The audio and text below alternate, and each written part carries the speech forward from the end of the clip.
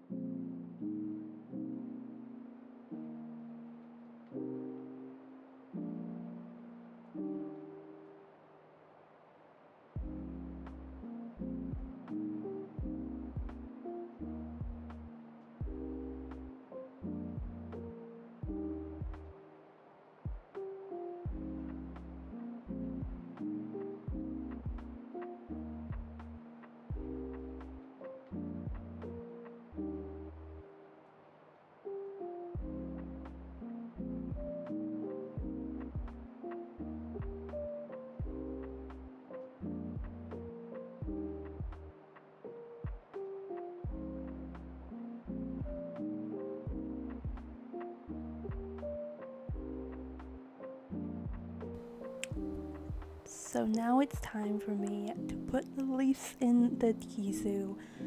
I have the little tray that I use to show you the leaves. I'm gonna pour that in. There's not enough leaves on there, so I am going to get more from the bag. I'm putting about 10 to 8 grams in this kizu. Depends on the vessel you are using. Also, I know some do 12 grams and whatever.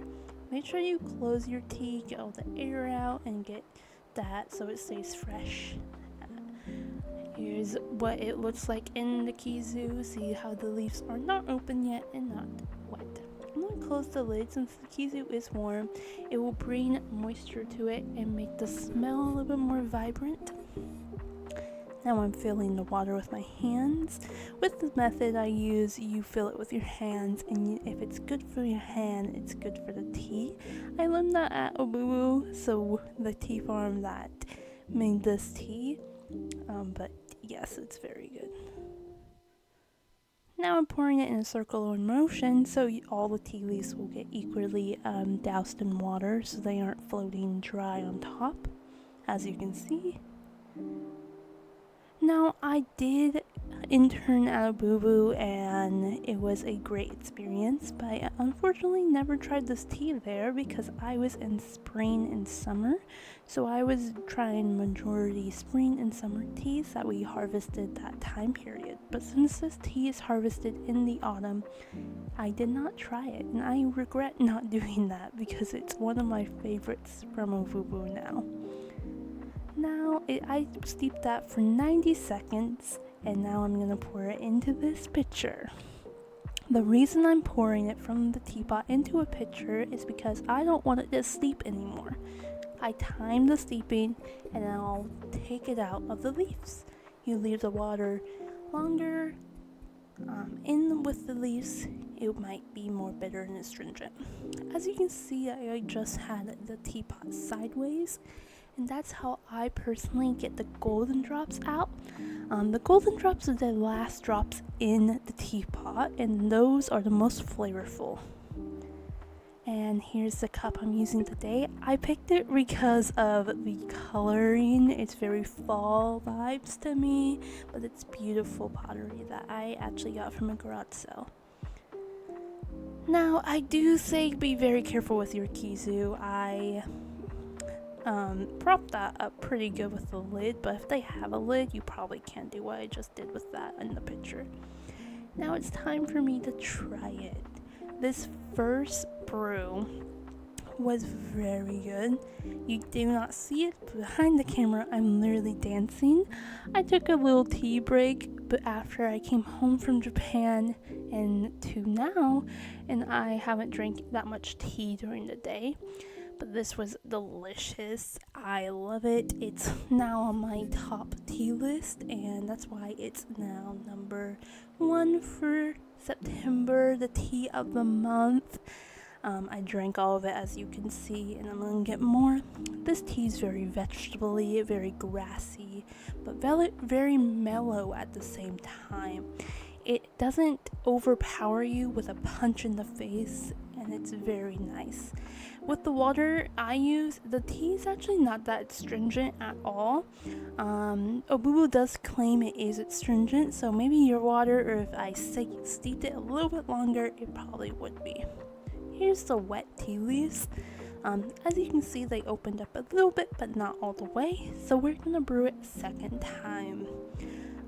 Maybe you didn't know this, but if you have tea like this, you can brew it multiple times. So I'm pouring the water into the pitcher, and I'm gonna try to make it 80 degrees Celsius, which is I think 190 degrees Fahrenheit. It's quite warm at this point, so be careful for your hand. And I'll pour it in the same motion as before. And also be careful not to overfill your teapot, because when you pour it, it's gonna pour out that lid.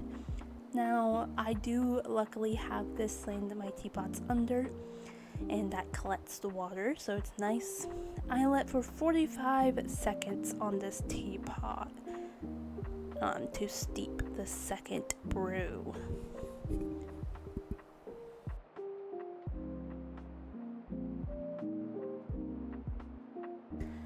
It's time for me to pour the second brew. As you can see, I am pouring it with my hand and a quick wrist like this. This is how I pour it. I put my fingers in between my 2 knuckles, and then I use my thumb to keep it.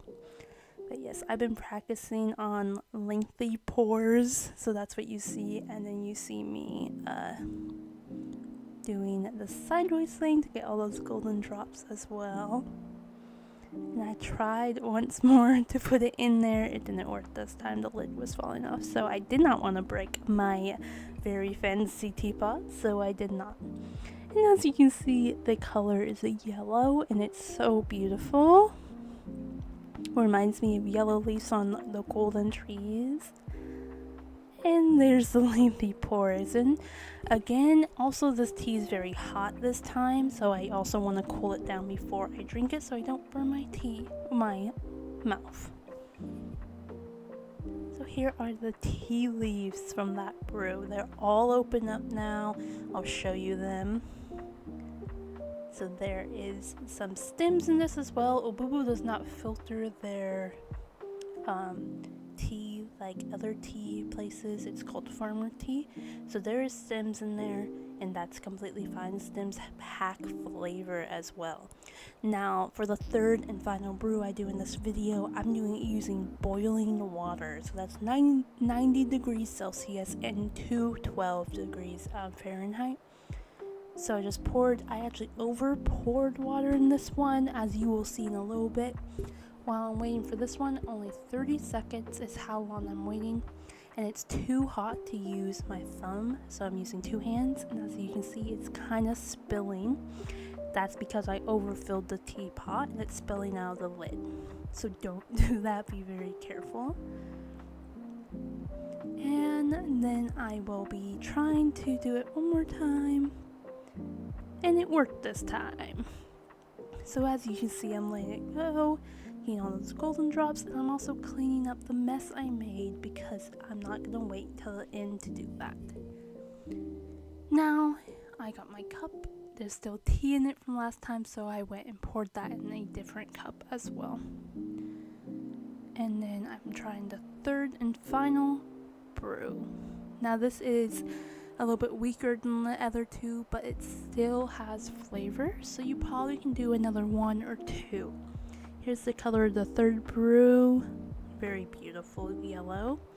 And cheers! I hope you try this tea. It is very delicious. If you are looking for a mild green mild green tea, then you want to try Japanese tea, but all of them you are unsure about umami taste, this one is a good mild tea for you. I'll link it below. Here's a video of me trying the tea leaves. In Japan, for the fresh harvest in the spring, you will eat the tea leaves because they're so tender, but those ones were not. Don't eat them unless they're fresh.